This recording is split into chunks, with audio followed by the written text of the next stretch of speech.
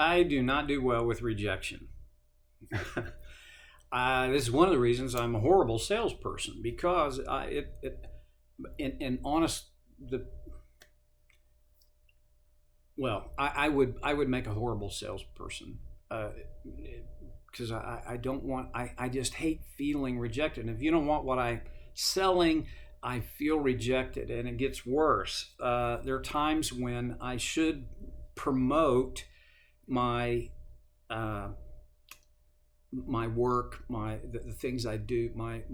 I have this thing called Steve Thomas Services, and I should promote it, but I just what if they're not interested? And see, to me, them not interested equals rejection. Well, this is not true. That's not what it doesn't equal that. Only in my pretty broken perception does it equal that. Rejection, that's hard. To decline something does not equal rejecting it. But there are times when we're talking about real rejection. Real rejection says no, not interested, pushing it away, going another direction.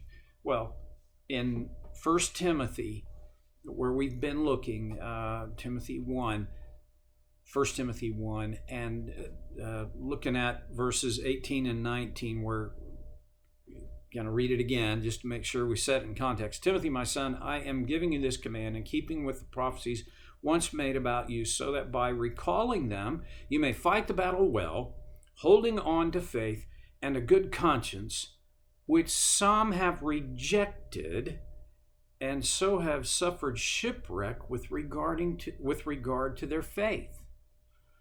Some have rejected this. Now, it's not like some have declined. No. Remember the difference between declining and rejection. Rejection says, no, I'm going another way. And that's what Paul indicates. This idea of fighting the battle well, holding on to faith and a good conscience.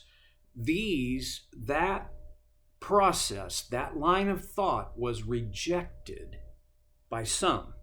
And then he goes on to say, by rejecting these things, they have shipwrecked their faith. A shipwrecked faith, that is a difficult thing.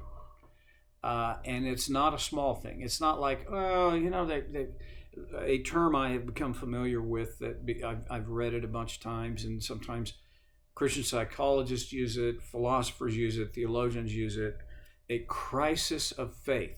I believe it exists, I believe it is real, and I think it can have a positive function in a believer's life. We all come to moments, or we should come to moments where believing becomes really difficult. And events in my life create crises, and if I'm going to deal well with that crisis, it has to involve faith. And there are times when I have a crisis of faith, where my faith is called into question. Now, sometimes people call my faith into question, and a little bit of that is there. Not just my faith is in question there, but so is my character and my personhood sometimes, okay? That's not what this is about. This is about when the event calls my faith into question. So, is my faith well-founded? Is my faith secure? There is this crisis. Okay, that's not the same thing. That's not the same thing as a shipwrecked faith as a result of rejecting God's design. There are people who fit that category. I don't think you're one. I'm convinced. Nobody's going to listen to this and stay with it and be in that category. And you don't have to agree with very much even of what I say. Certainly you don't have to agree with everything I say. But you're not rejecting God's design. There are people who do, who reject God's design. I even think it's possible to reject God's grace. I think it is possible to reject the Holy Spirit and His promptings, urgings, teaching, guiding in our lives. We still have free will. And this rejection of God's design is an expression of free will. It's a bad expression, but it's an expression nonetheless. A shipwrecked faith. We don't hear much about shipwrecks anymore. And part of it is there aren't very many shipwrecks. And the other part of it is when a ship wrecks, unless it's a cruise ship, why would news cover it? I mean, it's no big deal, right? Nobody's that interested. Another piece of it is I don't think we have as many shipwrecks. I think that we've learned how to make seagoing more safe. In Paul's day, shipwrecks happened all the time. I mean, he was, if I remember correctly, he was shipwrecked 2 or 3 times. I think 3 times, adrift at sea in a shipwreck.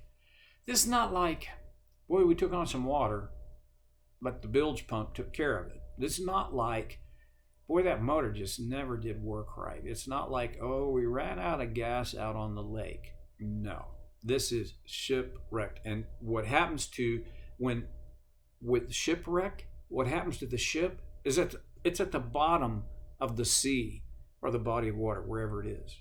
It goes down, and there is always a loss. And in Paul's day, it almost always involved loss of life.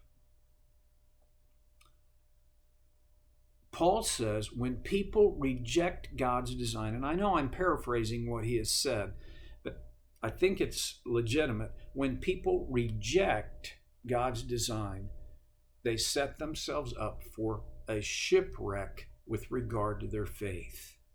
This is not a bump in the road. This is not, I think it probably begins with a crisis of faith, but the crisis of faith is resolved when the person says, no thanks, I'm done, I'm going that way. And that way is, at the very least, that way involves me saying, I'm going to do my deal. I'm going to do it, this is what I want to do. I'm going to do what I want to do. If it happens to coincidentally work with what you want, God, we're good.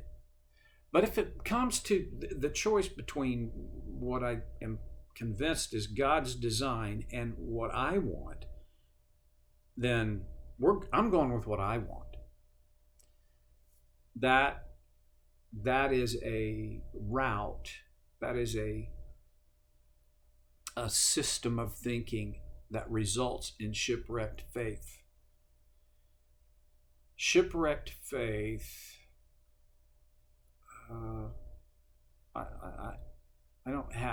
I know of people that I think even today would be in the category of having shipwrecked their faith.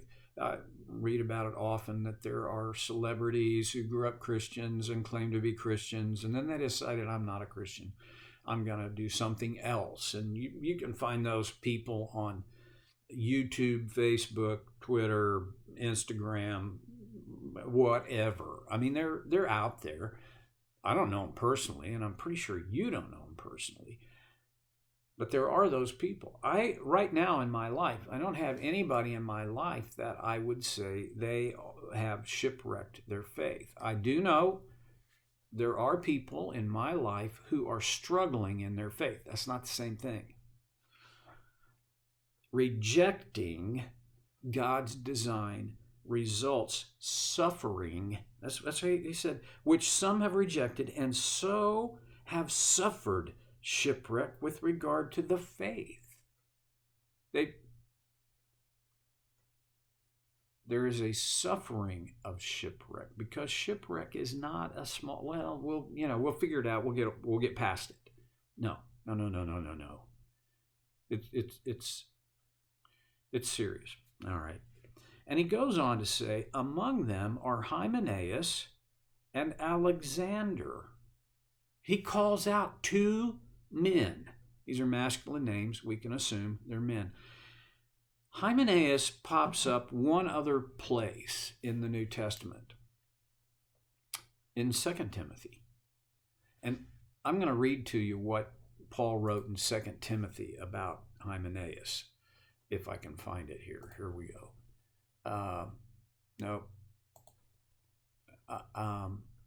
Here in 1 Timothy 1:20, he writes, among them are Hymenaeus and Alexander. And then in 2 Timothy 2:17, he writes, their teaching will spread like gangrene.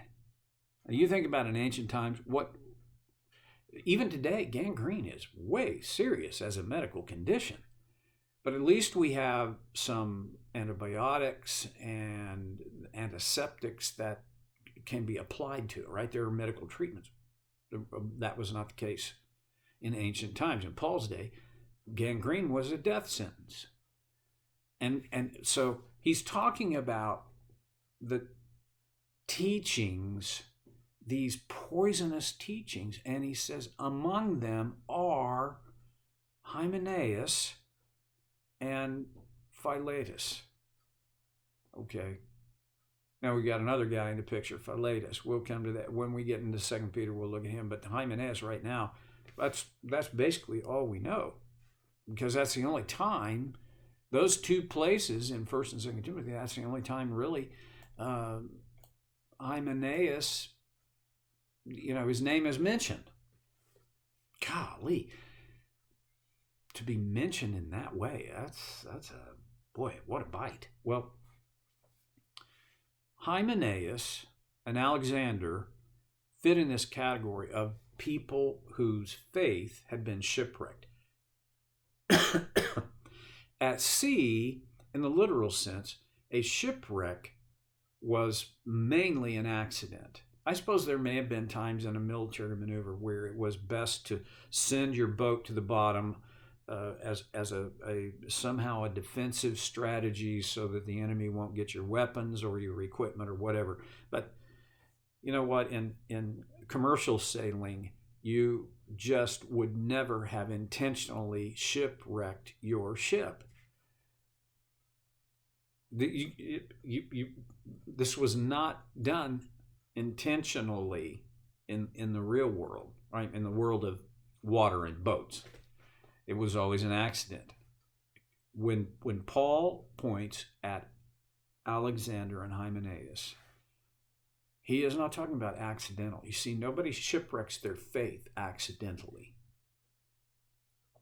Sometimes I think it can be done with one cataclysmic decision. Boom, I'm done. I'm walking away in the other direction. And I know that it happens that way. Usually that is for the person who this is making this choice. In their mind it is, well, okay, that's the last straw. I'm done. Most often it is more like erosion. There are times when erosion happens so slowly in such small increments that you hardly even know erosion is taking place. Over time, the bridge goes out because of erosion. Shipwrecked faith is the bridge is out. And even if it was a slow incremental process, it comes down to when you disregard, it's not like you decline, you reject God's design, you will experience a shipwreck of faith. Now, gosh, that sounds like you're on the road. You're so close to shipwreck. That's not what I mean. What I mean is, I don't want to, and I would never want you to experience a shipwreck of faith. Timothy, Paul's word to Timothy was so they would never have a shipwreck of faith. But realize a shipwreck is possible. And there are people who shipwreck their faith. I don't want to be one. I don't want you to be one. Paul didn't want Timothy to be one. Now, next time we're going to take a little closer look at why did Paul say this and what was that about. when we get together again on Soul Care with Stevie Boy.